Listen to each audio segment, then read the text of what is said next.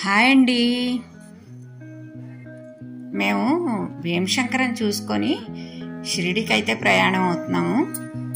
ఇక్కడ షిరిడీ నుంచి త్రయంబకం వెళ్తామా, త్రయంబకం నుంచి షిరిడీ వెళ్తామా అని ఇంకా కొంచెం సందిగ్ధంలో ఉన్నాము.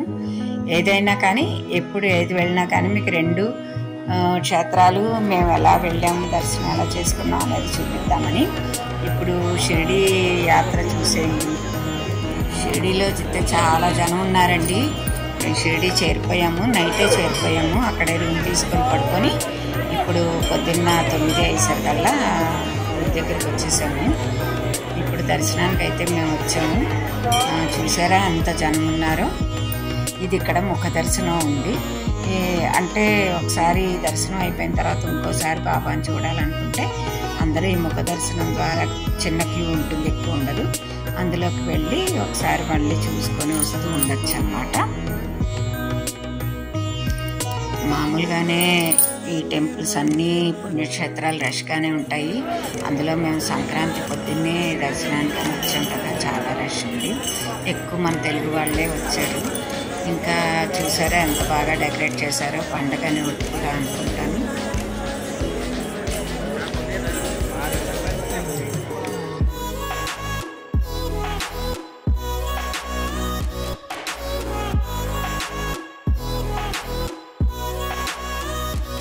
ఇదేమో చావిడి బాబా చరిత్రలో ఇవన్నీ వస్తాయి. ఈ ప్లేసెస్ అన్నీ మనకి చరిత్ర తెలిసిన వాళ్ళందరికీ ఇది కూడా తెలుస్తుంది.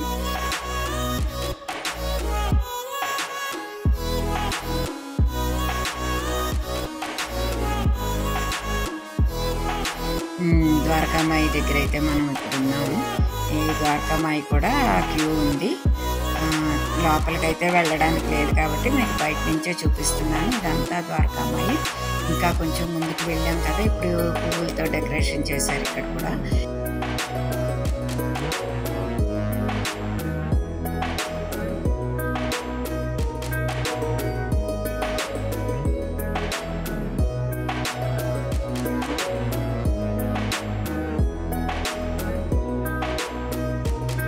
షిరిడీ చరిత్రలోనే వస్తుంది కదండి హనుమాన్ టెంపుల్. అదే ఈ హనుమాన్ టెంపుల్. మేము లోపల దాకా వెళ్ళి దర్శనం చేసుకున్నాము హనుమాన్కి.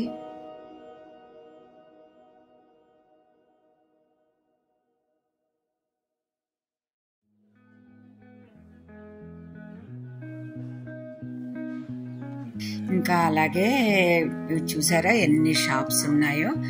ఇక్కడ చాలా షాప్స్ ఉన్నాయి. మేము 6 సంవత్సరాల క్రితం షిరిడీ వచ్చామండి. 6 ఏళ్ళు అయిపోయింది రాక. అందుకని చాలా మారిపోయినట్టుగా, బాగా కొత్తగా కూడా అనిపిస్తుంది. ముందంతా గేట్ నెంబర్లు 1, 2 ఇలాగేమి లేవు. తర్వాత చాలా ముందు రోజుల్లో అయితే ముఖ దర్శనంకి ప్రత్యేకంగా క్యూ అంటూ అలా ఉండేది కాదు.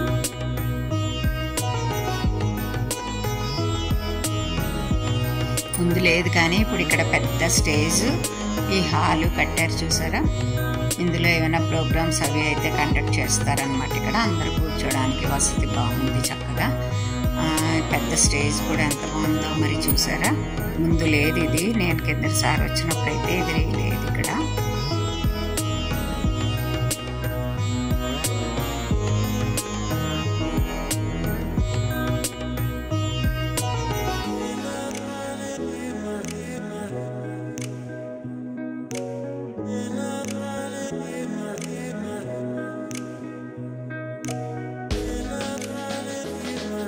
ఇంత పెద్ద విగ్రహం ఇది కూడా చాలా ముందు రోజుల్లో లేదండి. బాబా నిలువెత్తు విగ్రహం, కొండతో నీళ్లు పోస్తున్నట్టుగాను. అది అక్కడ లెండి తోట ఉండే ప్రదేశమేమో మరి. స్టార్టింగ్ మనకు ఎంట్రన్స్ లోనే ఈ బాబా విగ్రహం అయితే పెద్దది, చాలా అందంగా ఉంది. అసలు షిరిడీకే ఇది ఒక అందమైన ప్రదేశం లాగా, చుట్టూ చక్కగా చిన్న పార్క్ లాగా డెవలప్ చేసి ఆ విగ్రహం చూడముచ్చటగా ఉంది. మీరు కూడా చూడండి, ఎంతో బాగుంది కదా.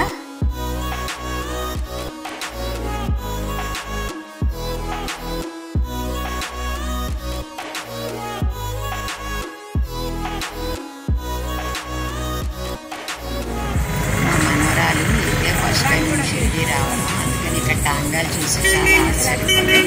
మేము గుడి వరకు టాంగాలో వచ్చాము. ఈ టాంగాలో కూర్చున్నప్పుడైతే చాలా ఆనందపడింది, కానీ పాపం దానికి కష్టం కదా, మా నాన్న మరి అంత నొప్పి వస్తుంది దానికి, మన అందరినీ మొయ్యాలంటే అంది. ఇంకా రిటర్న్ వెళ్ళేటప్పుడు మటుకు ఎట్టి పరిస్థితిలోనే టాంగా ఎక్కడానికి ఒప్పుకోలేదు. చిన్నపిల్లకే బాధ అనిపించినప్పుడు మాకు కూడా బాధ అనిపించింది, ఏదో దాని సంతోషం కోసం ఎక్కాం, కానీ లేకపోతే పాపం దాన్ని కష్టపెట్టడమే కదా అని అనిపించింది మాకు కూడాను. మేము త్రయంబకేశ్వరుడి దర్శనం కూడా చేసుకున్నాము. అలాగే పూణేలో మా అబ్బాయి ఇల్లు కూడా మాకు చాలా నచ్చింది, అందుకని హోమ్ టూర్ కూడా చేశాను. ఈ వీడియోస్ అన్నీ చూడాలంటే మీరు తప్పకుండా సబ్స్క్రైబ్ చేసుకోవాలి, అప్పుడే మీకు నోటిఫికేషన్ వస్తుంది.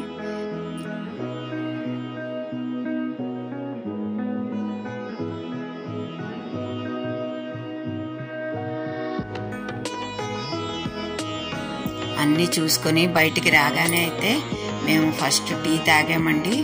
ఎందుకంటే 6 సంవత్సరాల క్రితం నేను షిరిడి బాబా దర్శనం అయ్యే వరకు టీ తాగనని మొక్కుకున్నాము. నేను అనుకున్నాను కదా అని మా వారు కూడా తాగడం మానేశారు. మేమిద్దరం 6 సంవత్సరాలు అయింది టీ తాగక. ఇక్కడే మళ్ళీ దర్శనం అవగానే టీ తాగాలనుకున్నాం కదా, అందుకని టీ తాగుతున్నాం రెస్టారెంట్కి వచ్చి. అదేనండి, మా షిరిడి యాత్ర కూడా చాలా బాగా జరిగిపోయింది. మేము ఇంకెక్కడి నుంచి బయలుదేరిపోతున్నాము. ఇక్కడ కరివెన్ సత్రంలో మేము లంచ్ చేసేసి అక్కడి నుంచి బయలుదేరిపోదాం అనుకుంటున్నాము. Thank you for watching.